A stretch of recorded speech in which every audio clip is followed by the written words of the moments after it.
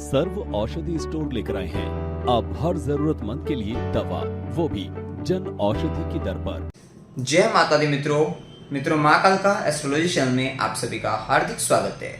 अगर आपने चैनल को सब्सक्राइब नहीं किया है तो चैनल को सब्सक्राइब करें और बेल आइकन को प्रेस करें ताकि आप हमारे लेटेस्ट वीडियो को देख सकें। मित्रों, आज हम स्टार्ट करने वाले हैं monthly prediction for Cancer ascendant January 2024। कर्क लगन के जातकों के लिए जनवरी माह का मासिक फल आइए आरंभ करते हैं। मित्रों, अगर आपकी लगन कुंडली के अंतर्गत यहाँ पर लगन में 4 नंबर लिखा हुआ है, इसका मतलब आपका कर्क लगन है, जो कि जल तत्व लगन है, चर लगन है। विशेषतः जल तत्व लगन होने के कारण इस लगन के जातक अथवा जातिकों में इमोशंस काफी अधिक पाए जाते हैं। भावनात्मक दृष्टि से काफी प्रबल होते हैं व्यक्ति, लविंग एंड केयरिंग नेचर होता है, मातृत्व वाला जो भाव होता है वो काफी अधिक पाया जाता है। किसी का भी देखभाल करना, केयर करना, प्यार करना, ये इनको बहुत ज्यादा रहता है। और साथ ही चर लगन होने के कारण गतिशीलता काफी अधिक पाई जाती है। विशेषतः स्वयं को बदल लेते हैं अथवा बदलने का प्रयास करते हैं, या एक ही जगह अड़े नहीं रहते, घूमने फिरने के शौकीन होते हैं। विशेषतः बदलाव के साथ ही जीवन जीते हैं। अब देखिए यहाँ पर जनवरी माह में सबसे पहले हम देखें गुरु का गोचर।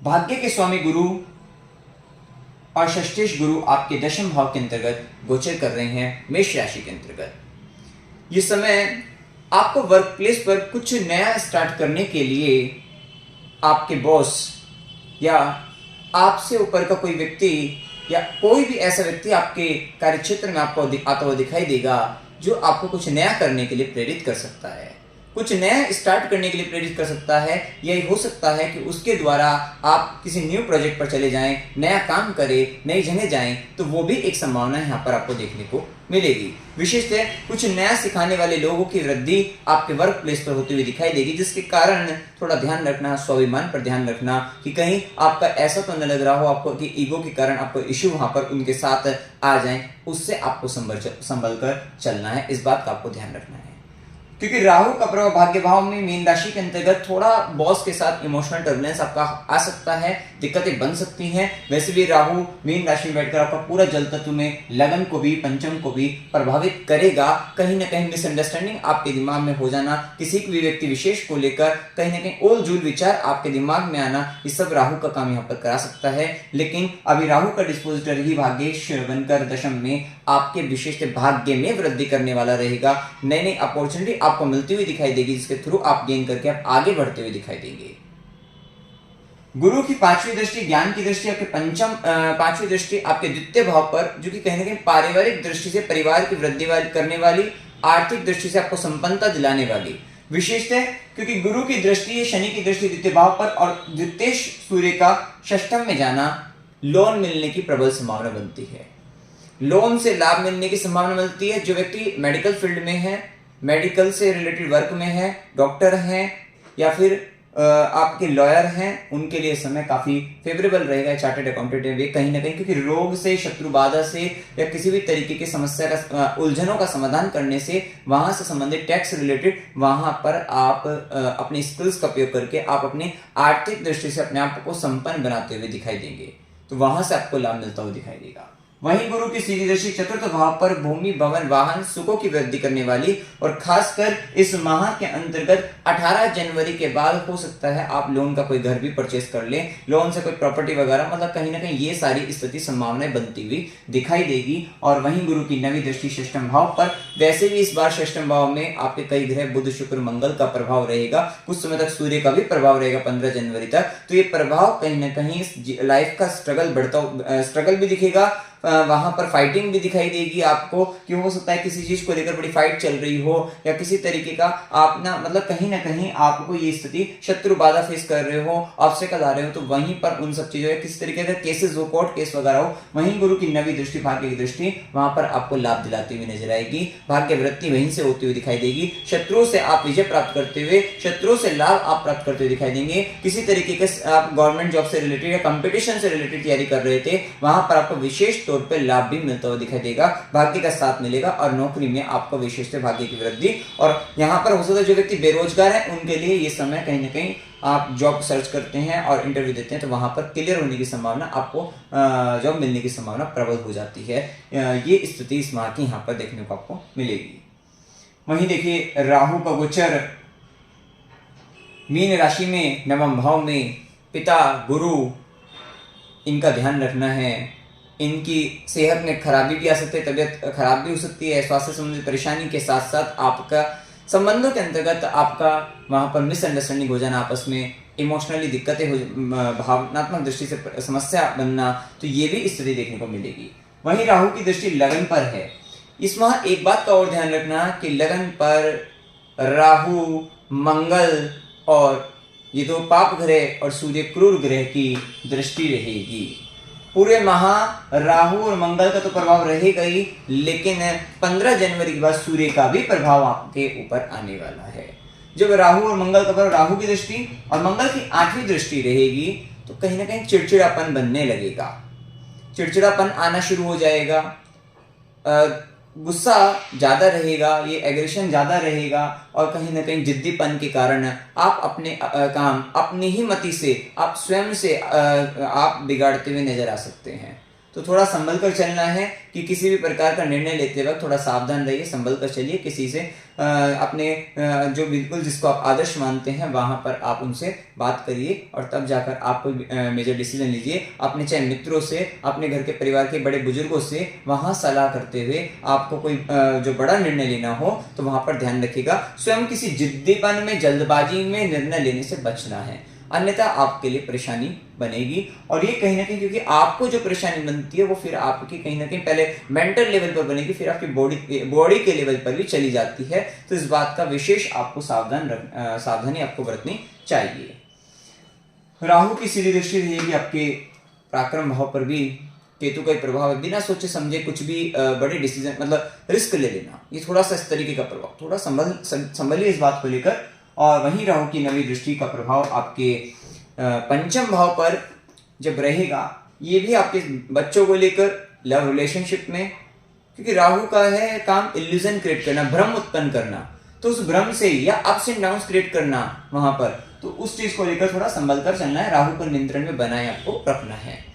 विशेषतः राहु के लिए अगर दशा भी राहु की है तो जो आपका पानी वाला नारियल आता है उसको मंदिर में आपको, क्योंकि नवम भाव में ही है तो मंदिर में अगर आप उसको चढ़ाते हैं तो आपके लिए फायदेमंद रहेगा, खासकर अमावस्या वाले दिन पर आपके लिए अच्छा रहेगा ये उपाय करने से। अब देखिए यहाँ पर शनि का प्रभाव, शनि सप्तमेश है, अष्टमेश है, अष्टम भाव में मूल त्रिकोण राशि में गोचर कर रहे हैं। तो ये बात तो तय है कि अष्टम से संबंधित शनिदेव आपको अच्छे रिजल्ट दे सकते हैं, अष्टम से संबंधित देंगे। अष्टम भाव जो कि ट्रांसफॉर्मेशन का है, कष्ट का भी है, ये भाव अंडर द ग्राउंड रिसोर्सेज वहां से संबंधित भी है, वहां से आपको लाभ दिला सकता है। शनिदेव है, ऑयल रिलेटेड वर्क अगर आप कर रहे हैं, गैस से रिलेटेड वर्क कर रहे हैं, वहां पर आपको फायदा दिला देंगे, आपको लाभ हो सकता है। किसी भी तरीके से भूमिगत चीजों से संबंधित पदार्थों से आपको फायदा आपको हो सकता है। पैतृक काम कर रहे हैं वहां पर आपको लाभ मिल सकता है। शनिदेव का प्रभाव रहेगा तो आपको गुप्त विद्या, गुप्त ज्ञान की वृद्धि कराने वाले रहेंगे, वहां से आपको फायदा मिल सकता है। लोहे के काम से आपको फायदा मिल सकता है। शनि का प्रभाव क्योंकि सप्तमेश अष्टम में जा रहा है तो व्यापार भी उसी से जुड़ा हुआ कर रहे हो तो बहुत लाभ है। अन्यथा ये कष्ट का भी भाव है, ट्रांसफॉर्मेशन का भाव है, तो वहां पर अड़चन परेशानी भी बन सकती है। तो वो एक नेगेटिव स्थिति डिपेंड अपॉन आपके चार्ट पर डिपेंड करेगा। और वहीं सप्तमेश बनकर जा रहा है तो कहीं ना कहीं पार्टनर के कारण लाइफ में कष्ट बन रहा है। सप्तम भाव का स्वामी अष्टम में पार्टनर या व्यापार के कारण आपका कष्ट बन रहा है, रिलेशनशिप के कारण कष्ट बन रहा है, तो वो स्थिति को भी यहाँ पर ये रिप्रेजेंट कर रहा है। और क्योंकि अगर राशि भी आपकी कर्क हो गई तो फिर आपके लिए ये ढैया का समय आपके लिए थोड़ा कष्टकारी ज्यादा बनता है, ध्यान रखिएगा। वहीं शनिदेव की तीसरी दृष्टि जब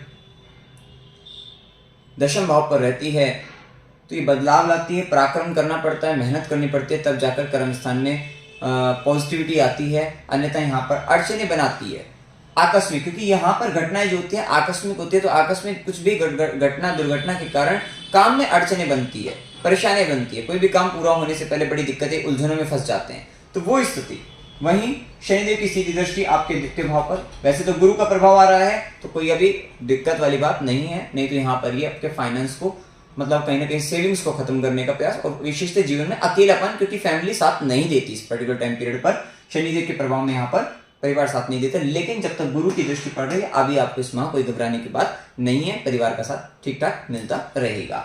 वहीं शनिदेव की दशम दृष्टि आपके पंचम भाव पर, विशेष संतान की बड़ी जिम्मेदारी, संतान से संबंधित कर्म और आपके एजुकेशन रिलेटेड वहां पर भी आपको हार्डवर्क, और वहीं पर उस भाव का स्वामी भी षष्ठम भाव में है, तो हो सकता है कि बच्चों के कारण आपको आपको कष्ट आए और वहां पर आपको ज्यादा हार्डवर्क आपको करना पड़े, तो वो एक स्थिति शनिदेव के प्रभाव में यहाँ पर बनती हुई दिखाई देगी। बच्चों से संबंधित कोई बड़ी जिम्मेदारी, रिस्पॉन्सिबिलिटी आपके ऊपर आ रही है, वो आप करते हुए दिखाई देंगे, तो वो भी प्रभाव देखने को आपको मिलेगा। लेकिन ये समय कहीं ना कहीं आपके लिए अकल्ट से रिलेटेड वहां पर शनिदेव आपको पॉजिटिव इम्पैक्ट देंगे, वहां पर आपको सकारात्मक प्रभाव देखने को आपको मिल सकते हैं। अभी देखिए सूर्य का गोचर, सूर्य जो कि धन भाव के स्वामी बनकर पहले षष्ठम भाव में गोचर करेंगे 15 जनवरी तक। 15 जनवरी तक जब सूर्य का गोचर रहेगा तो आपको ये तो बात है कि आपको जो धन आपको सेविंग्स है हो सकता है या तो सेविंग्स आपकी चली जाएगी रोग रिपु ऋण में, या फिर आप इनसे धन कमा सकते हैं। मेडिकल काम में तो आपको मेडिसिन से, या डॉक्टर हैं तो आप किसी की हेल्थ से संबंधित परेशानी से वहां से आपको फायदा धन मिल सकता है, क्योंकि कहीं ना कहीं इस समय ये वाला फायदा आपको हो सकता है। तो ये स्थिति, अन्यथा यहाँ से आपको गवर्नमेंट से लोन वगैरह आपको लेना हो वो लोन आपको मिल सकता है, कर्ज आपको मिल सकता है, वो भी स्थिति हो सकती है, तो ये संभावना बनेगी। अन्यथा आपका धन, अगर आप इस तरीके की फील्ड में नहीं है, इस तरीके की डील नहीं करते, तो आपका धन, संचित धन आपका झगड़े में, लड़ाई में, हेल्थ के इश्यू में, रोग में, अस्पताल में, वहां पर आपका धन खर्च हो सकता है, ये भी संभावना बनेगी।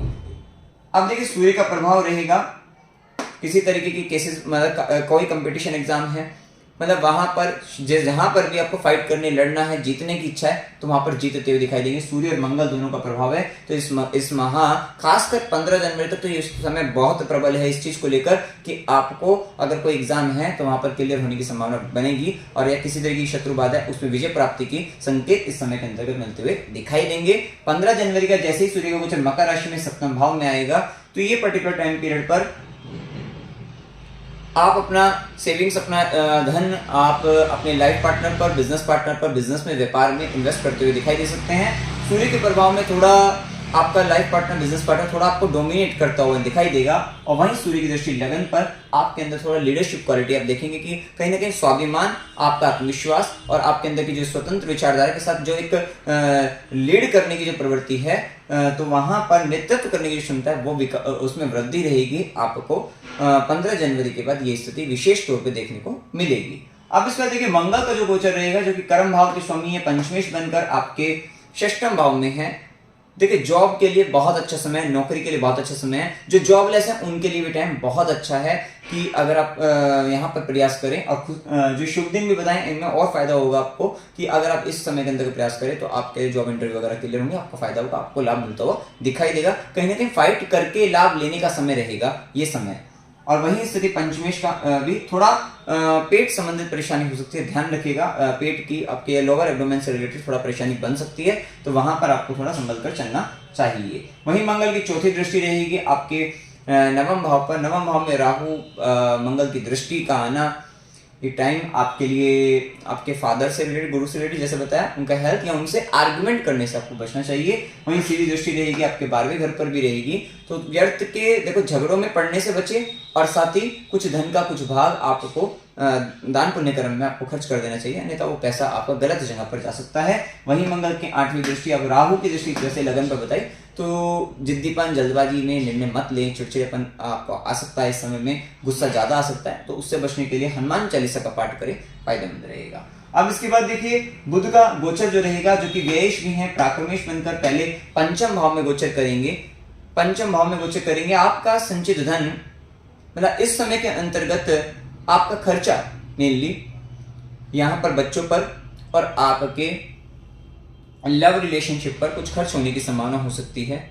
और ये टाइम पीरियड में आपको, क्योंकि ये 12वें घर का स्वामी लॉस भी देता है, और कहां से दे रहा है, 5th हाउस से दे रहा है, पंचम भाव से दे रहा है, तो यहाँ पर हो सकता है इस समय में ये बात का ध्यान रखना है, शेयर मार्केट वगैरह में इन्वेस्ट करने से बिल्कुल बचना है, आपके लिए फायदेमंद नहीं है, समस्या ही समस्या बनेगी। खासकर भी तो आपको लंबे समय के लिए बचना चाहिए यहाँ पर आपके लिए कर्ज बढ़ने की स्थिति बना सकता है। तो शेयर मार्केट वगैरह या कोई आकस्मिक अचानक से कुछ प्राप्ति के अगर आप सोच रहे हैं तो मत करिएगा, आपके लिए बड़ी प्रॉब्लम क्रिएट करेगा। तो इस बात का ध्यान विशेष तौर पर आपको रखना है। ये टाइम कहीं ना कहीं आपको रिलेशनशिप में, खासकर लव रिलेशनशिप में मल्टीपल अफेयर्स वगैरह उस तरीके की दिक्कतें दे सकता है, वहाँ पर परेशानी बना सकता है। तो थोड़ा ध्यान रखिएगा कि इस तरीके के उसमें मत आइएगा।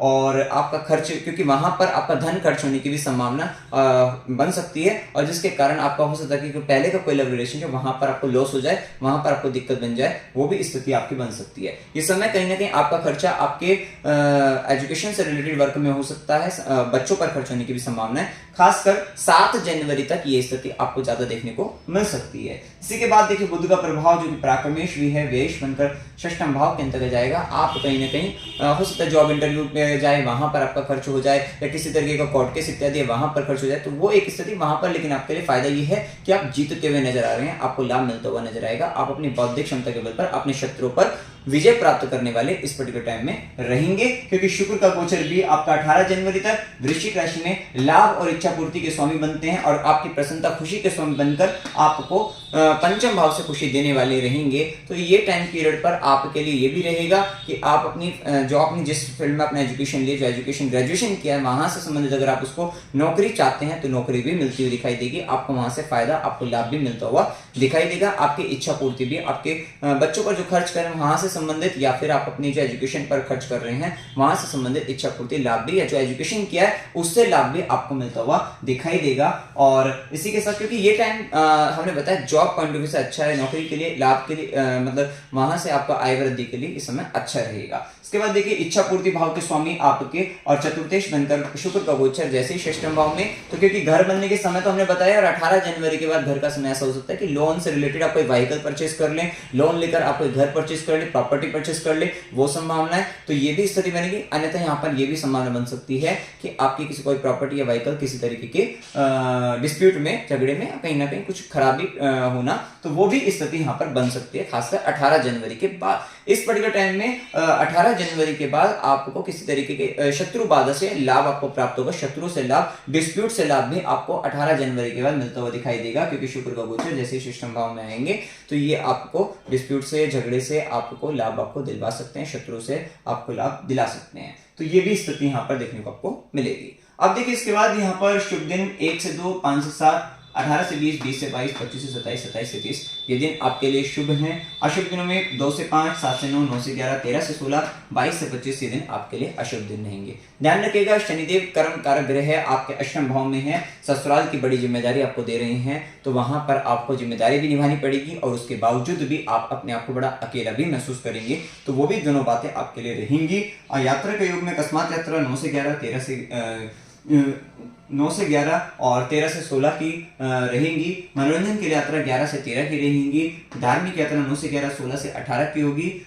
अस्पताल, गुरु के आश्रम, खुशी या खर्च संबंधी यात्रा 22 से 25 की हो सकती है। कष्ट के साथ यात्रा 2 से 5 की होगी। अमावस्या 11 जनवरी 2024 की, पूर्णिमा 25 जनवरी 2024 की, और शुक्ला एकादशी 7 जनवरी की, और पुत्रदा एकादशी 21 जनवरी की रहेगी। उपाय क्या करने चाहिए? ओम नमो भगवते वासुदेवाय इस मंत्र का जाप करिएगा। ओम नमः शिवाय मंत्र का जाप करिएगा। स्ट्रीट डॉग की सेवा करते रहिएगा, उनको भोजन मतलब आप उनको बिस्किट, ब्रेड वगैरह जो भी है आप उसको खिलाते रहिएगा। हनुमान चालीसा का पाठ करना है, गाय को हरा चारा देना है, और सूर्यदेव को जल चढ़ाना है, और ओम क्रीम कालिकाय नमः इस मंत्र का जाप करते रहना है। खासकर जिनकी शनि की दशा हो और शनि का संबंध अष्टम भाव से बना हुआ हो, उनको ये पर्टिकुलर टाइम पीरियड पर अभी इस मंत्र का जाप 1 माला मिनिमम, मतलब 1 माला ही करनी मैक्सिमम, और इसको सूर्यास्त के बाद अभी करते रहना है। और खासकर जब तक शनि का गोचर अपने 2.5 साल दे रहे तो इस समय में कर सकते हैं, आपके लिए फायदेमंद रहेगा। तो मित्रों, जानकारी अगर आपको अच्छी लगी वीडियो को लाइक कीजिएगा, शेयर कीजिएगा, और चैनल को सब्सक्राइब कीजिएगा। जय माता दी। सर्व औषधि स्टोर, मानवता ही सर्वोपरि है।